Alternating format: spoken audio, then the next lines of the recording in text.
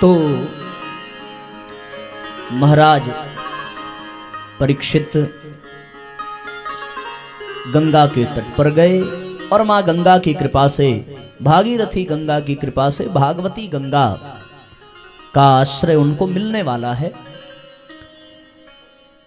नारद जी ने यह देखा कि अब परीक्षित का उद्धार केवल सुखदेव जी के हाथों में है, क्योंकि परीक्षित ने अन्न और जल का भी त्याग कर दिया है।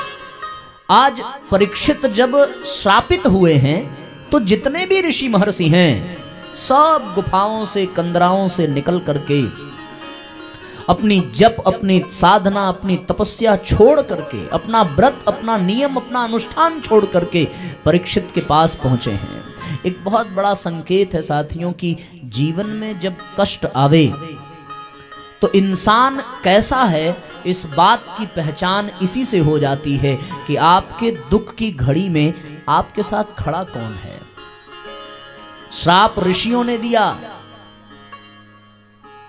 पर आज परीक्षित के साथ, परीक्षित के पास तत्कालीन जितने भी ऋषि महर्षि हैं, चाहे वो जाबाली हों, चाहे वशिष्ठ हों, चाहे विश्वामित्र हों, चाहे शक्ति हों, चाहे पराशर हों, चाहे चरक हों, चाहे याज्ञवल्क्य हों, भरद्वाज हों, जितने भी ऋषि हैं वो सब परीक्षित के पास हैं।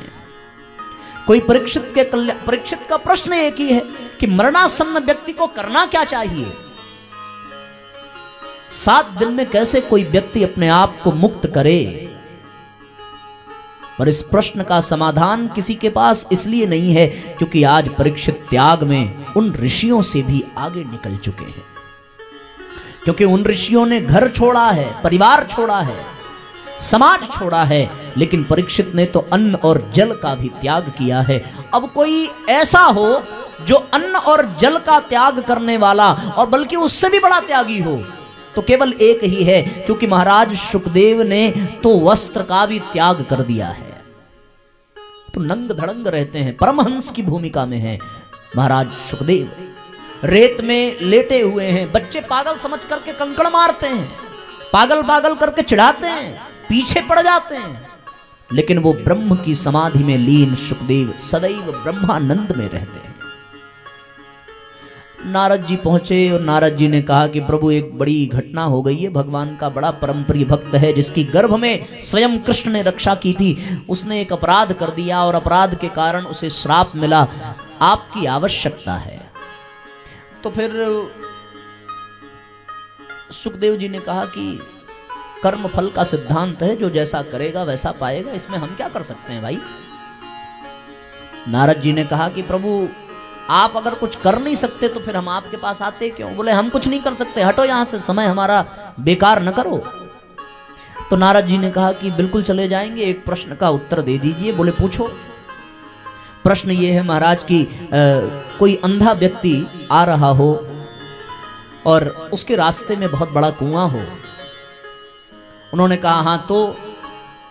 बोले वो कुएं की तरफ ही बढ़ रहा हो। बोले तो। बोले इसके आगे ये कि आप देख रहे हो कि वो कुएं की तरफ जा रहा है, तो फिर आप क्या करेंगे। अब सुखदेव जी तो बात में फंस गए थे। वो हल्की सी मुस्कान के साथ उठे, अपने शरीर पर लगी रेत को झाड़ करके कहने लगे कि चलो भैया बताओ कहां चलना है। यानी वो परीक्षित ही अंधकूप में गिरने जा रहा है और वो देख भी रहे हैं तो बचाने का कर्तव्य धर्म बन जाता है। इसलिए सुखदेव उठे हैं, चले हैं। उनका प्रभाव, उनका आभा मंडल इतना दिव्य है कि उसका वर्णन शब्दों में किया नहीं जा सकता। मात्र 16 वर्ष के बालक का भेष बनाए, तन पर कोई वस्त्र नहीं है, मन में कोई विकार नहीं है, जिनकी आत्मा परमात्मा को स्पर्श कर चुकी है, जिन्होंने ब्रह्म के आनंद का अनुभव कर लिया हो, जो कृष्ण का साक्षात्कार कर चुके हों और जिन पर कृष्ण की महाशक्ति स्वयं राधा रानी की अनन्य कृपा हो। जब वो चलते हैं तो मानो पूरा ब्रह्मांड उनके दर्शन के लिए लालायित हो जाता है। जैसे जैसे वो कदम बढ़ा रहे हैं, कदम नहीं बढ़ रहे हैं, बल्कि परीक्षित के उद्धार का संयोग बढ़ रहा है। परीक्षित का सौभाग्य परीक्षित की ओर आ रहा है। कदम जरूर सुखदेव के बढ़ रहे हैं, पर मोक्ष परीक्षित के चरण चूमने आ रहा है। कल्याण परीक्षित की झोली में गिरने वाला है। आज उस सभा में, जिस सभा में सुखदेव जा रहे हैं, वहां सुखदेव के पिता, पितामह, प्रपितामह विद्यमान हैं। महाराज परीक्षित के सन्मुख स्वयं भगवान सुखदेव के पिता वेदव्यास हैं। उनके पिता शक्ति पराशर हैं, उनके पिता शक्ति हैं, उनके भी पिता वशिष्ठ हैं। न जाने कितनी पीढ़ियां वहां बैठी हुई हैं सुखदेव की। पर गजब की बात, जैसे ही उन ऋषियों ने, उन महर्षियों ने देखा कि सुखदेव आ रहे हैं, उनके स्वागत के लिए सब अपने स्थान से खड़े हो गए। न केवल खड़े हुए, बल्कि उन्होंने अपना भाव प्रकट किया है। जिनकी दाढ़ियां बहुत बढ़ गई थी, वो अपनी दाढ़ियों से रास्ता बुहारने लगे। जिनको वेद मंत्रों का ज्ञान था, वे वेद मंत्रों का उच्चारण करने लगे। जिनके पास कर्मकांड की विद्या थी, वो कर्मकांड के मंत्रों का उच्चारण कर सुखदेव पर पुष्प वर्षा और जल की अमृत बूंदें छिड़कने लगे। परीक्षित ने कोलाहल सुना। चारों ओर जय जयकार हो रही है। निराश, हताश, उदास परीक्षित का मुखमंडल मलिन हुआ कि अब मैं क्या करूं, इन 7 दिनों को कैसे जीऊं कि मुझे कृष्ण की प्राप्ति हो जाए। कोई आसरा दिखता नहीं। मन ही मन चिंतित हैं। इतने में कोलाहल सुना, सुखदेव की जय जयकार हो रही है। परीक्षित ने दुख से लदी हुई गर्दन को ऊपर उठाया। जब देखा कि स्वयं सुखदेव आ रहे हैं, नेत्र सजल हो गए, हृदय द्रवित हो गया, रोम रोम पुलकित हो गया। नैनों से आंसुओं की धार बहने लगी। बड़े भाव से खड़े हुए, पूरा शरीर मगन हो चुका था। 2-4 कदम बढ़ाते, इतने में भगवान सुखदेव उनके सन्मुख खड़े थे। अपना माथा उनके चरणों में झुका दिया। हे मेरे गुरुदेव, करुणा सिंधु करुणा कीजिए। हे मेरे गुरुदेव, करुणा सिंधु करुणा कीजिए। हे मेरे गुरुदेव, करुणा सिंधु करुणा कीजिए। हे मेरे गुरुदेव, करुणा, हे मेरे गुरुदेव, करुणा सिंधु करुणा कीजिए। हे मेरे गुरुदेव, करुणा। हूँ अधम आधीन अशरण, अब शरण में लीजिए। हूँ अधम आधीन अशरण, अब शरण में लीजिए। हे मेरे गुरुदेव, करुणा सिंधु करुणा कीजिए। हे मेरे गुरुदेव, करुणा।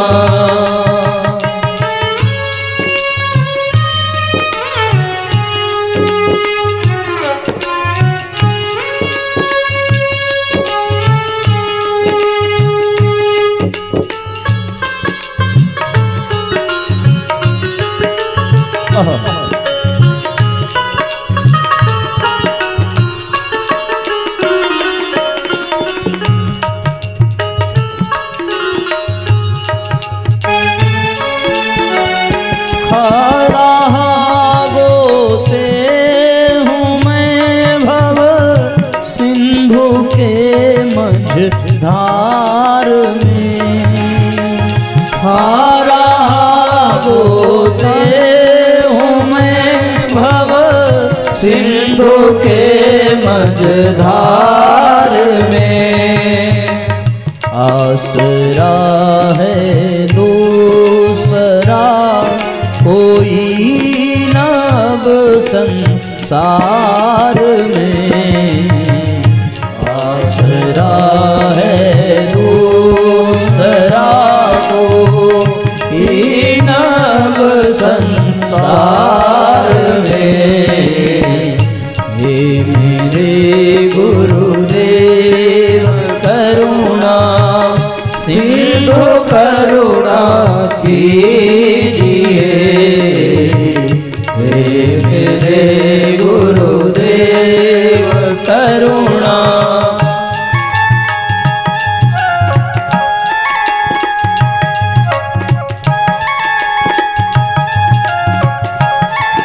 बार बार परीक्षित प्रार्थना करते हैं, गुरुदेव अपनी शरण में लीजिए और मेरा उद्धार करिए।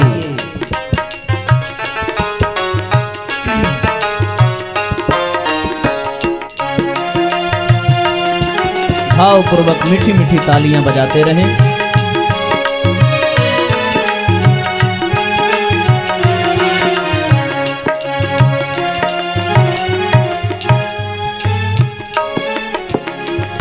पाप बोझे से लदी नैया भंवर में आ रही। पाप बोझे से लदी नैया भंवर में आ रही। नाथ दौड़ो अब बचाओ, नाथ दौड़ो अब बचाओ। जल्द डूबी जा रही। नाथ दौड़ो अब बचाओ। जल्द डूबी जा रही। हे मेरे गुरुदेव करुणा।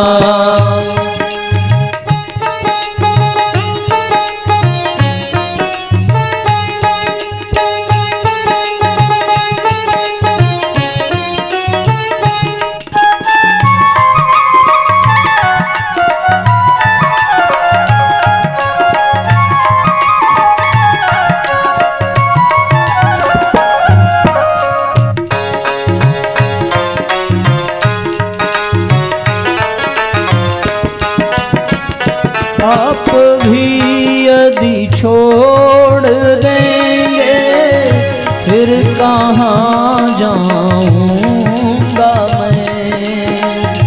आप भी यदि छोड़ देंगे फिर कहाँ जाऊंगा मैं।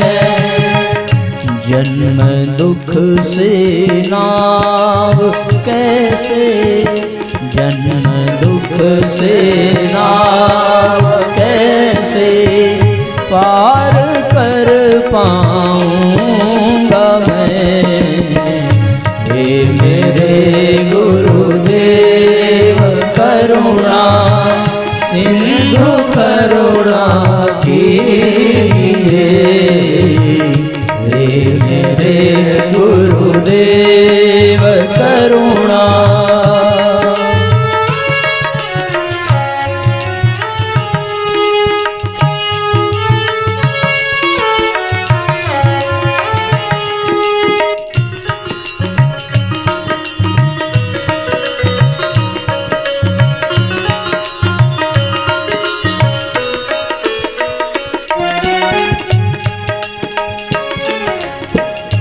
सब जगह मंजिल भटक कर अब शरण ली आपकी। सब जगह मंजिल भटक कर अब शरण ली आपकी। पार करना या न करना, पार करना या न करना, दोनों मर्जी आपकी। हे मेरे गुरुदेव करुणा सिंधु करुणा कीजिए। हे मेरे गुरुदेव करुणा, हूँ अधम आधीन शरण, अब शरण में लीजिए। हे मेरे गुरुदेव करुणा सिंधु करुणा कीजिए। हे मेरे गुरुदेव करुणा। जय गुरुदेवा, जय गुरुदेवा, गुरुदेवा, जय गुरुदेवा, जय गुरुदेवा, जय गुरुदेवा, जय गुरुदेवा। हाथ ऊपर उठा करके एक साथ तालियां बजाएंगे। जय गुरुदेवा देवा, जय गुरुदेवा, जय गुरुदेवा देवा, जय गुरुदेवा, जय गुरुदेवा, जय गुरुदेवा, जय गुरुदेवा, जय गुरुदेवा। हे मेरे गुरुदेव करुणा सिंधु करुणा कीजिए। हे मेरे गुरुदेव करुणा सिंधु करुणा कीजिए। हे मेरे गुरुदेव करुणा, हे मेरे गुरुदेव करुणा, हे मेरे गुरुदेव करुणा। बोलिए सद्गुरुदेव भगवान की जय जय। गुरु बिन भवनिधि तरय न कोई, गुरु के बिना भवरोग से कोई मुक्त करा नहीं सकता। गुरु के बिना कोई भव से पार नहीं करा सकता। इसलिए जीवन में गुरु की आवश्यकता है। जब गुरु की कृपा हो जाए, और सुखदेव जी ने कृपा की है महाराज परीक्षित के ऊपर। अच्छा एक बात बताइए, अगर परीक्षित अपने घर में ही रह जाते तो सुखदेव जी की कृपा उनको मिल पाती है? नहीं मिल पाती। तो इसलिए ना हम लोगों को भी कभी कभी घर से निकलना चाहिए, कभी कभी गंगा के किनारे जाना चाहिए, और कभी कभी किसी संत के सानिध्य में बैठना चाहिए। परीक्षित को कृपा मिली, और बड़ी बात उन्होंने कही कि परीक्षित, खट्वांगो नाम राजर्षिज्ञाते यत्ता मिहायुषः, मुहूर्तात् सर्वमुत्सृज्य गतवान् भयं हरिं। बेटा तुम्हारे पास तो 7 दिन है, पर मृत्यु के समय महाराज खट्वांग ने केवल 2 पल में ही मुक्ति को प्राप्त कर लिया। तुम तो 7 दिन के अवसरवादी हो, चिंता की कोई बात नहीं है। यदि तुम्हारे पास 7 सेकंड भी होता तो भी ये कोई बड़ी समस्या नहीं है। वहां से तक्षक काटता, पैर से काटने वाले तक्षक का विष धीरे धीरे ऊपर चढ़ता, और जैसे वो ऊपर चढ़ता वैसे ही मैं तुम्हारे कानों में कृष्ण नाम का अमृत घोल देता। ये अमृत धीरे धीरे नीचे उतरता, उस विष के पहुंचने से पहले ये अमृत तुम्हारे हृदय में स्थापित हो जाता और उस विष का प्रभाव समाप्त हो जाता। तो इसलिए तुम इस बात की तो चिंता मत करो कि 7 दिन के बाद मरना है। जीवन की शुरुआत कैसे होती है आप बताइए जरा। जीवन की शुरुआत आनंद से होती है। यदि आनंद ना हो तो फिर जीवन का शुभारंभ ही नहीं हो सकता। दिक्कत की बात यह है कि भगवान आनंद से जीवन की शुरुआत करता है। अब जीवन का अंत आनंद के साथ होगा या नहीं, ये हमारे हाथ में है। माता पिता के शुक्र और रज के मिलन से पुत्र उत्पन्न होता है और माता पिता का संयोग ही उस आनंद का परिचय है। वो आनंद जब अपनी प्रगाढ़ता पर हो तब संतान को जन्म मिलता है, तब माता गर्भधारण करती है। आनंद का विषय कोई, वो भले ही विषयानंद हो, लेकिन वो भी हमारे यहां गर्भधारण की प्रक्रिया को भी एक यज्ञ कहा गया है।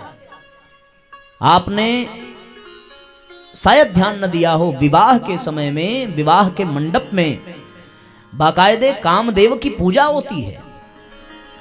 संतान को जन्म देना ये साधारण बात नहीं है, ये अपने आप में एक बहुत बड़ा यज्ञ है। उस आनंद के नाते संतान उत्पन्न हो रहा है, तो जीवन का शुभारंभ आनंद से हो रहा है।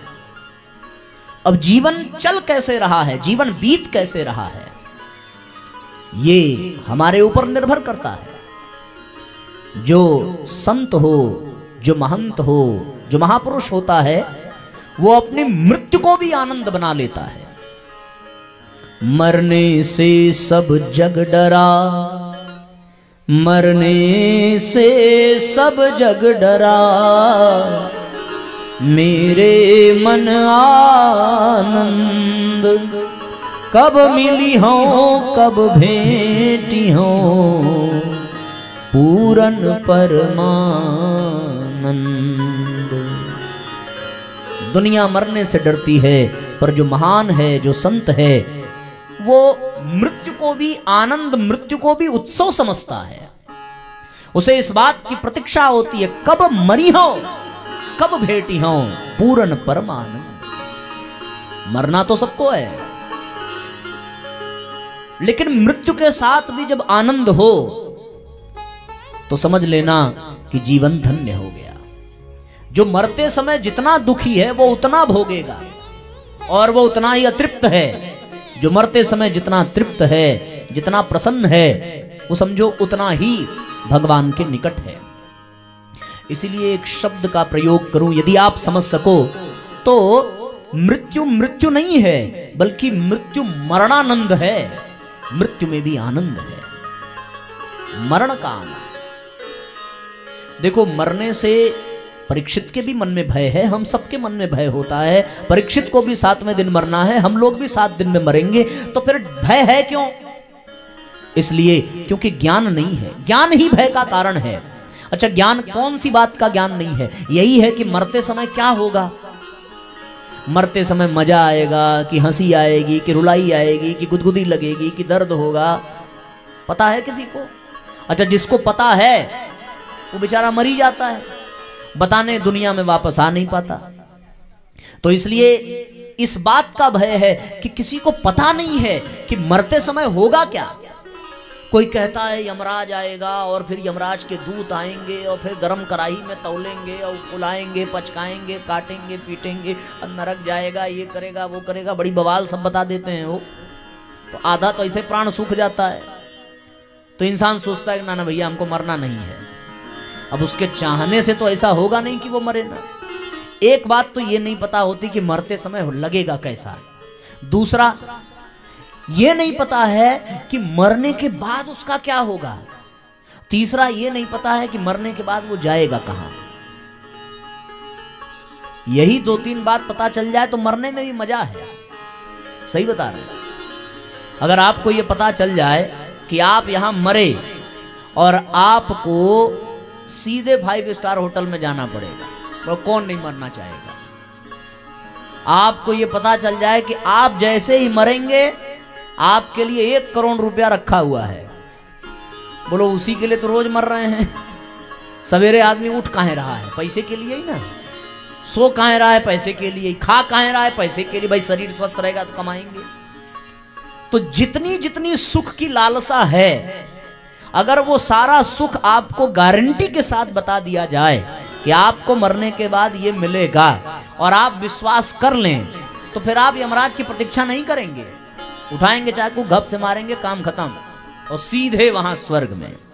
हम लोग भले मरने के बाद लिख दें स्वर्गवासी, लेकिन गारंटी तो है नहीं कि स्वर्ग में गया कि कहां गया। इसी बात का भय है। अगर ये जानकारी मिल जाए ना कि मरने के बाद सीधे वैकुंठे मिलने वाला है, तो हर आदमी मरने को तैयार हो जाएगा। अच्छा ये बताओ,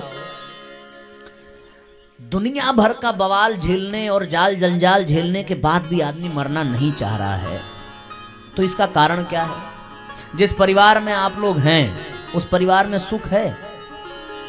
बताइए। बच्चों से आप खुश हैं? पति से खुश हैं? हाँ, तब काहे कथा में चले आए? जब वहीं सुख मिल रहा था तो क्या जरूरत थी? कथा में आने का मतलब ही यही हो गया कि किसी और सुख की तलाश है जो हमको वहां नहीं मिल रही है। अन्यथा तो अगर सर्व सुख घर में हो, आदमी बाहर काहे निकले? आप बताइए। भाई सब मजा घर में मिल रहा हो तो बाहर निकलने की जरूरत क्या है? क्या जरूरत है मंदिर जाने की? क्या जरूरत है भजन करने की? क्या जरूरत है पूजन करने की? क्या जरूरत है कथा में जाने की? आदमी अगर सब सुख घर में पावे तो किसी निमंत्रण में भी ना जाए। सही बता रहे हैं। निमंत्रण में जाने का उद्देश्य भी ये है कि चलो भैया दाल चावल खा के मन भी आ गया है, वो आज मलाई मिलेगी, पनीर मिलेगा, आज निमंत्रण में चलेंगे। तो वहां भी एक सुख आया ना कि खाने का सुख मिलेगा। दूसरा, 11,000 का सूट खरीदे शादी में, उसके बाद पहनने का मौका नहीं मिला, तो आज पार्टी में ये पहनेंगे। अच्छा घर में पहन के आप सेल्फी ले नहीं सकते, बैकग्राउंड नहीं सही से मिलेगा। न कड़ाके की ठंडी में आत्महत्या करने जैसा। पुरुष तो फिर भी खूब कायदे से स्वेटर और इनर वगैरह सब पहन लेते हैं। महिलाएं तो एकदम समझ लीजिए कि चैलेंज करती हैं, ठंडी को चैलेंज करती हैं। कहीं कहीं शादी में चले जाए, उनको देख के आत्मा सूख जाती, भगवान जिंदा कैसे हैं ये। ऐसा खतरनाक पहनावा शादियों में भी। अच्छा एक चीज ये भी है, जैसे द्वार पूजा और जयमाल खत्म हुआ, उसके बाद दुनिया भर की ठंडी महिलाओं को लगती। क्यों? क्योंकि अब न सेल्फी लेना है, अब सेल्फी का सुख भी नहीं है। क्योंकि कैसे लेंगे भाई? अब तक प्लेट साफ थी, अब सारा जूठा बर्तन फेंका हुआ है, खाना आधा खत्म हो गया। सेल्फी ले कैसे? बल भर प्याज लहसुन वाला खा लिए, अब तो मुंह पास में भी ले जाके सेल्फी नहीं ले सकते। विचार करिए। तो आप ये नहीं कह सकते कि घर में आप बहुत सुखी हैं। भले आप गधा की तरह इसे मुंडी हिला दीजिए, लेकिन ना मानने वाली बातें नहीं है। क्योंकि अगर सुख होता तो आग लगी थी, ठंडी में मरने आ गए यहाँ। या तो हो सकता है इसलिए आए होंगे भैया राय साहब के यहाँ निमंत्रण आया, एक दिन वो भी आए थे, चलिए अच्छा चल चले एक दिन, आज संडे है, कल से तो कह देंगे कि बच्चों का स्कूल था, छुट्टी नहीं मिली। अब दुनिया भर की बात आ जाती है।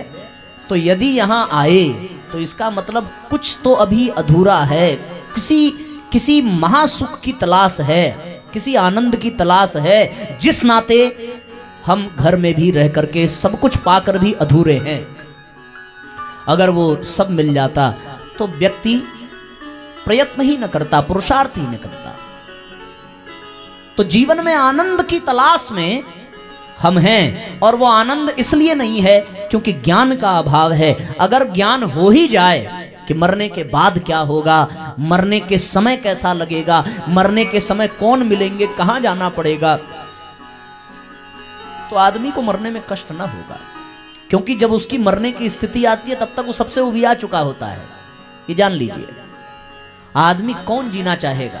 25-30 साल में नमक मना हो जा रहा है, चीनी मना हो जा रहा है, हैं? हाँ भैया, ले फार्चून, घी, सरसों फरसों, आटा फाटा सब, मैदा वैदा सब मना हो जा रहा है। रेस्टोरेंट वाले खोल के बैठे हैं कि अब आएंगे अब आएंगे। कहाँ आएंगे? हालत खराब है। एक बार जाकर के खा लीजिए तो 3 दिन गैस की दवा खानी पड़ रही है।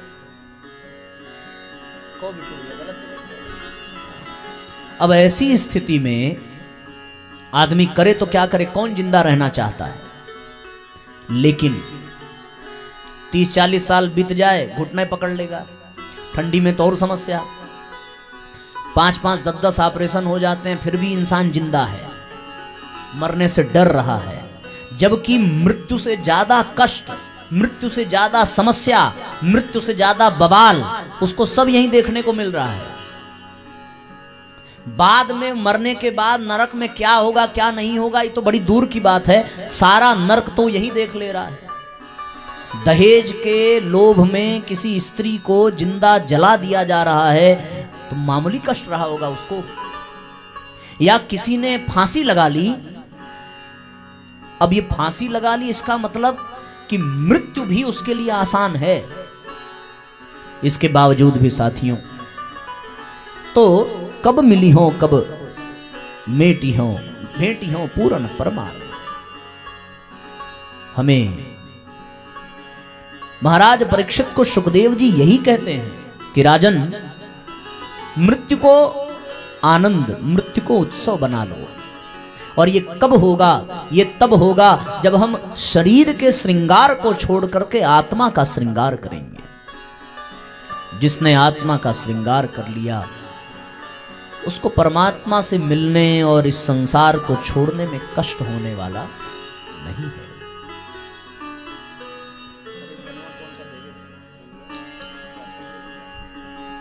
इसलिए साथियों,